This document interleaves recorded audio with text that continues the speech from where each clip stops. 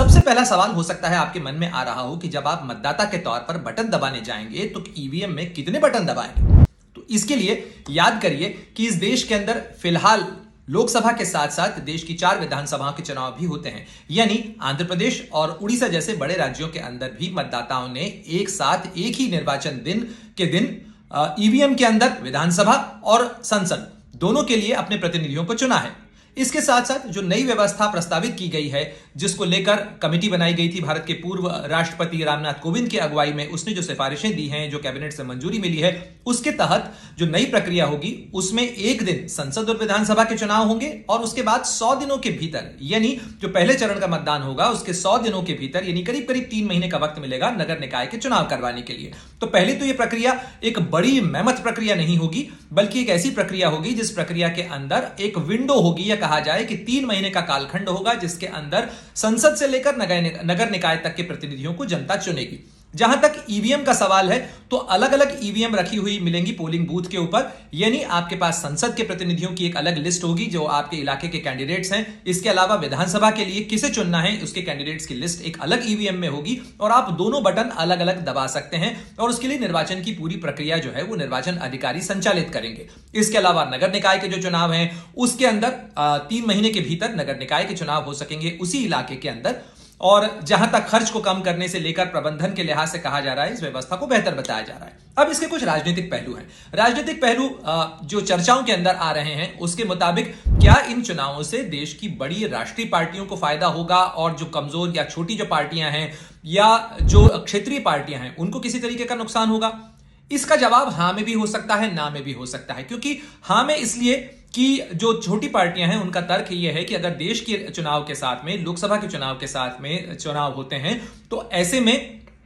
जो सबसे बड़ी चिंता होगी वो इस चीज को लेकर होगी कि राष्ट्रीय मुद्दों पर चुनाव होगा। देश के व्यापक परिदृश्य या परिप्रेक्ष्य के हिसाब से चुनाव जब हो रहा होगा तो ऐसे में कई बार जो स्थानीय और जो क्षेत्रीय मुद्दे होते हैं वो हाशिए पर चले जाते हैं। लेकिन जो आंकड़े बताते हैं वो ये बताते हैं कि ऐसा कोई नया तो नहीं है, पहली बार नहीं हो रहा है। ऐसा हाल ही में लोकसभा के चुनाव के साथ हुए विधानसभा के जो चुनाव थे, चाहे आंध्र प्रदेश की बात की जाए या उड़ीसा की बात की जाए या अरुणाचल प्रदेश या सिक्किम की बात की जाए, तो इन तमाम राज्यों में जनता ने काफी समझदारी से राष्ट्रीय पार्टियों को संसद के लिए चुना है, उसके प्रतिनिधियों को वहां चुना है और वहीं जो क्षेत्रीय मुद्दे हैं उन पर ध्यान रखते हुए विधानसभा के लिए अपने अलग उम्मीदवारों को चुना है। यानी जनता समझदार है, जनता सब जानती है और जनता अपने हिसाब से इन चुनावों को करना भी जानती है, इसलिए इसमें बहुत ज्यादा आधार नहीं है। जहां तक खर्च का सवाल है, कई बार जो क्षेत्रीय दल हैं, जो छोटे दल हैं, उनका कहना है कि इसके अंदर जो स्थानीय मुद्दे हैं वो हाशिए पर आने के कारण खर्च का जो एक इम्बैलेंस है वो भी क्रिएट हो सकता है। क्योंकि जो बड़े दल हैं उनके पास में अपना बाहुबल होता है, उनके पास में अपना जो धन बल है वो होता है और कई बार जो छोटी पार्टियां हैं वो उस हिसाब से मुकाबला नहीं कर पाती हैं। क्योंकि प्रचार का शोर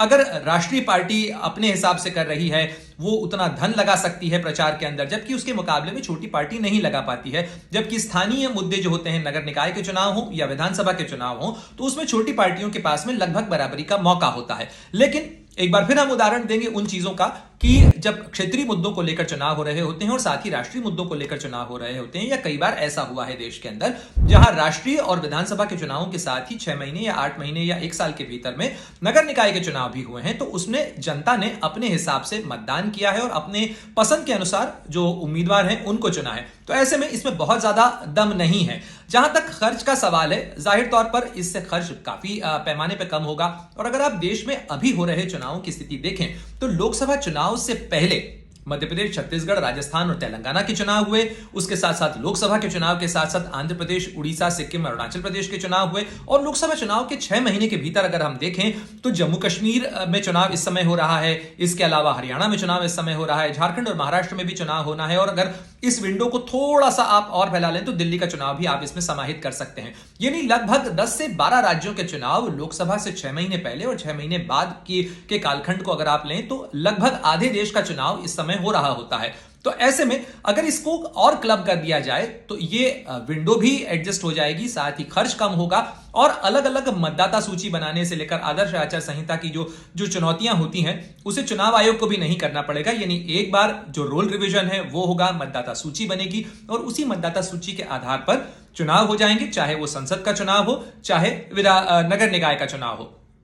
और इसके बाद जो प्रक्रिया होगी वो ये हो सकती है कि जो राज्यसभा के चुनाव में वो अभी भी अलग होते हैं, राष्ट्रपति का चुनाव उसके अनुसार ही होगा। तो अभी भी ऐसा नहीं है कि देश के सारे चुनाव एक साथ हो जाएंगे, लेकिन एक बड़े पैमाने पर जो व्यापक चुनाव प्रक्रिया है वो एक ही कालखंड के अंदर पूरी हो जाएगी। और अगर आप अमेरिका के चुनाव को भी देखें, क्योंकि इस समय दुनिया में अमेरिका के चुनाव की भी काफी चर्चा हो रही है, तो अमेरिकी चुनावी प्रक्रिया भी इसी तरीके की है, जहां पर राष्ट्रपति के साथ साथ जो हाउस ऑफ रिप्रेजेंटेटिव है उसके भी कई सदस्यों का चुनाव होता है। साथ ही जो सेनेट है, सेनेट के भी कई चुनाव राष्ट्रपति के चुनाव के साथ ही होते हैं। साथ ही एक राष्ट्रपति का कार्यकाल अमेरिका में 4 साल का होता है, तो उसके एक कार्यकाल के दौरान मिड टर्म के इलेक्शन भी होते हैं, यानी कई सीटें जो 2 साल या 2.5 साल की सीटें होती हैं उसके बाद एक बार फिर चुनाव होता है। और इससे कई बार अमेरिकी सेनेट और अमेरिकी कांग्रेस के अंदर जो सत्ता का नियंत्रण है वो भी बदलता रहता है। तो ये जो प्रक्रिया है ये केवल अमेरिका में नहीं है, बल्कि पाकिस्तान जो पड़ोसी मुल्क है भारत का, वहां की भी प्रक्रिया अगर देखें तो वहां की भी कई राज्य विधानसभाएं जो हैं, जो प्रांतीय असेंबलियां हैं, उनके चुनाव नेशनल असेंबली के चुनाव के साथ होते हैं। ऐसे में जो सबसे बड़ा तर्क दिया जाता है वो खर्च के कम होने का तर्क दिया जाता है। साथ ही जो इलेक्शन मशीनरी लगती है इसके अंदर, चूंकि भारत दुनिया का सबसे बड़ा लोकतंत्र है, सबसे ज्यादा आबादी वाला लोकतंत्र है, इतने बड़े लोकतंत्र के अंदर चुनाव को संचालित करने का खर्च जाहिर तौर पर बहुत बड़ा होता है। और ऐसे में 96 करोड़ मतदाता अगर हैं भारत के अंदर, तो उन मतदाताओं के साथ चुनाव को संचालित करने का खर्च जाहिर तौर पर बहुत बड़ा खर्च है। ऐसे में खर्च के प्रबंधन के साथ साथ जो राजनीतिक प्रबंधन है उसकी भी कंसिडरेशन जाहिर तौर पर इसके अंदर होंगे। लेकिन चुनाव अब जब होगा 2029 में, तब वो क्या इसी नई प्रक्रिया के साथ होगा या हो पाएगा, यह सवाल इसलिए खड़ा हो रहा है क्योंकि अभी केंद्र सरकार ने भले ही इस प्रस्ताव को मंजूरी दी हो, लेकिन अभी भारत की संसद से इस प्रस्ताव को पारित होना बाकी है और उसके साथ साथ इसे राज्य विधानसभाओं से भी पारित होना बाकी है। इसको लेकर 18 संविधान संशोधन भी प्रस्तावित किए गए हैं। जो कमेटी थी पूर्व राष्ट्रपति रामनाथ कोविंद की, उसके अंदर प्रस्तावित किए गए हैं। तो अब उससे यह देखना होगा कि जो नई प्रक्रिया बन के आती है, यानी संसद की मंजूरी के बाद जो प्रक्रिया बनती है वो कैसी प्रक्रिया होगी, और उस प्रक्रिया के बाद जो भारत में अब नया चुनाव होगा, बदले दौर का चुनाव होगा, वो मतदाता के लिए कितना फायदेमंद होगा, कितना सुविधाजनक होगा। इस मुद्दे को लेकर आपके मन में अगर और कोई सवाल भी रह गया हो तो जरूर हमें कमेंट बॉक्स में लिखें, बताएं, हमसे संपर्क करने की कोशिश करें। हम कोशिश करेंगे कि आपके उन तमाम सवालों के जवाब भी दे सकें। बाकी देश दुनिया की खबरों के लिए आप जुड़े रहिए amarujala.com के साथ। अगर आप ये वीडियो YouTube पर देख रहे हैं तो हमारे चैनल को सब्सक्राइब करें और बेल आइकन को दबाना ना भूलें। अगर आप Facebook पर ये वीडियो देख रहे हैं तो हमारे पेज को लाइक करें।